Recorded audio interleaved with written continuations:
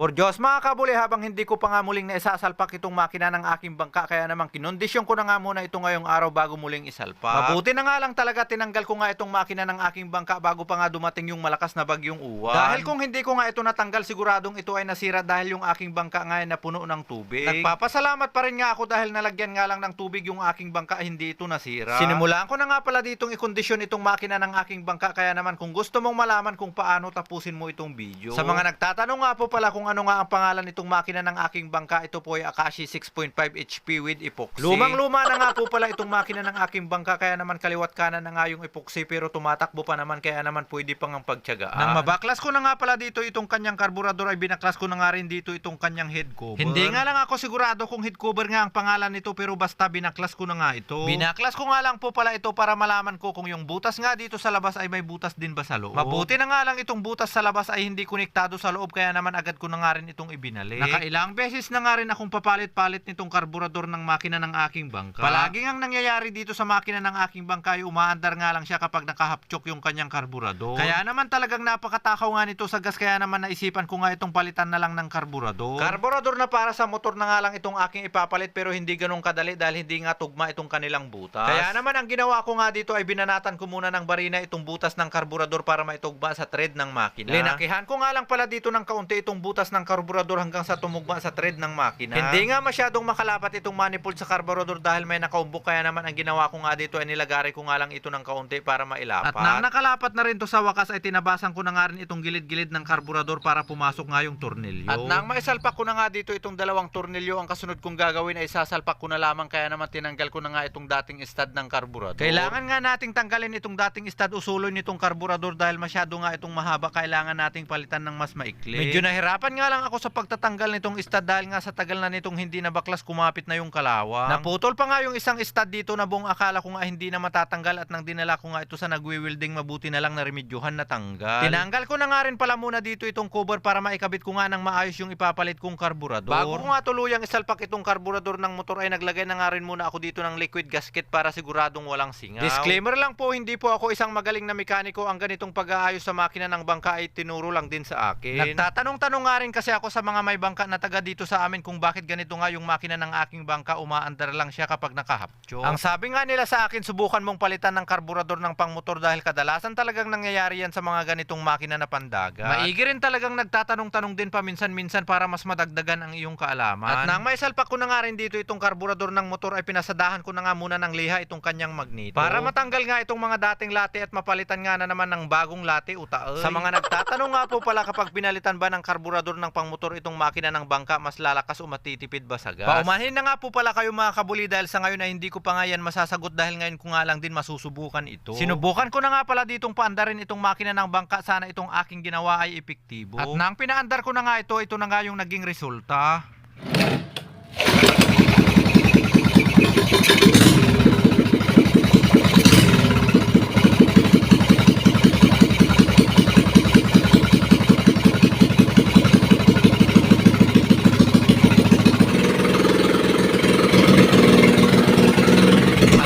Rin itong napaandar, kaya naman nagpapasalamat nga ako sa iyo kung isa ka nga sa nanood nitong aking video hanggang dito sa dulo. At sana naman mga kabuli, kung may natutunan ka nga sa video ito, please like and share. Maraming salamat po.